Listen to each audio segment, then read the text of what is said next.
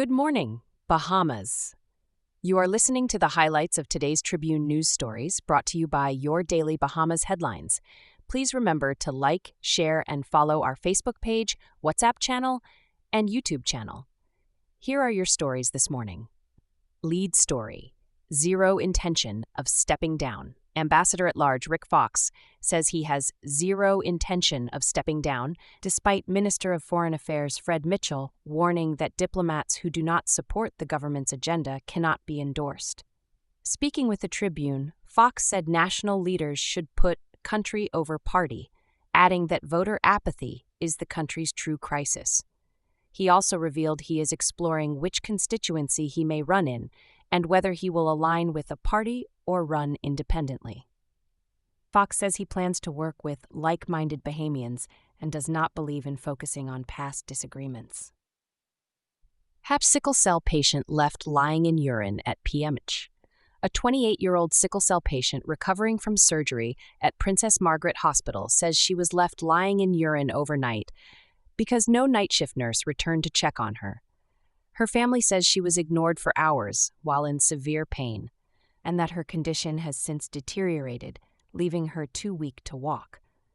They are calling for a full investigation and improved accountability on hospital wards of possible closure. The Ranfurly Home for Children is facing a dangerous shortfall in donations, with leaders warning the home may not be able to sustain operations. President Condi Gibson says only 20% of funding comes from government, while food, utilities, and daily expenses continue to rise. The home is urgently appealing for public support heading into the Christmas season. Davis government defends $20 million pay increase package. The Davis administration is defending its new $20 million annual salary package for civil servants. Officials say lower-level workers saw the biggest improvements. A 27.5% increase for M6 minimum wage employees since 2022. Nearly 20% increases for trained teachers. The government says civil servants have now received raises 4 consecutive years in a row, something not seen in more than a decade. The B has rejected the increases as insufficient, and the FNM says the government should stop celebrating wage hikes while Bahamians struggle with the cost of living. Hatch Supreme Court note gaps in worker protection. A Supreme Court judge says Bahamian law has serious gaps in protecting employees from unfair dismissal. Justice Lauren Klein compared the Bahamas Employment Act to UK standards and concluded that the local law leaves workers far more vulnerable, giving employers broad power to dismiss staff without clear procedural safeguards. Bahamas targets Asia's untapped potential. The Bahamas has completed a successful financial services tour in Hong Kong and Shanghai, promoting fintech, wealth management, and entrepreneurial partnerships.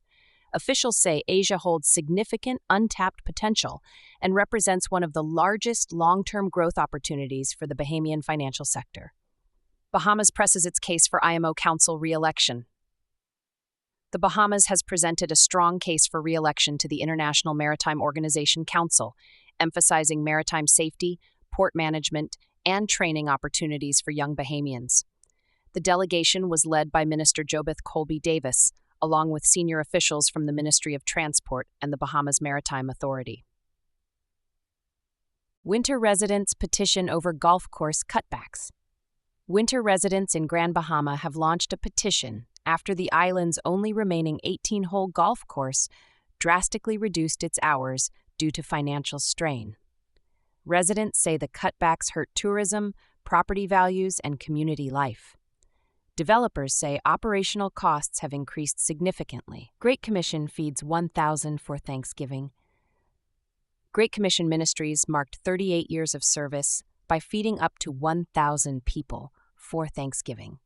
The organization says demand for food assistance is rising as more families face financial hardship.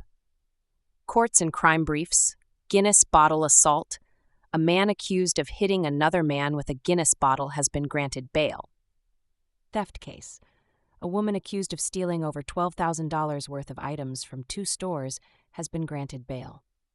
Firearm and bail breach: a man charged with firearm possession and violating previous bail conditions has been ordered back to court next month. International South Korea launches its largest satellite. South Korea has successfully launched its largest homegrown satellite aboard the Nuri rocket, completing a key phase in its multi-year space program. We must all step up and help. Today's editorial urges Bahamians to support struggling charities, especially the Ranfurly Home, which is facing severe financial pressure. The editorial stresses that caring for vulnerable children is a national responsibility. Selected highlights. FNM outmaneuvered again. A writer says the FNM continues to fall behind due to poor political strategy. Why no bathroom at the library? A writer questions ongoing facility breakdowns at the National Library. Moral integrity lost. A reader criticizes attempts to justify looting after natural disasters. This day in Bahamian history, November 28.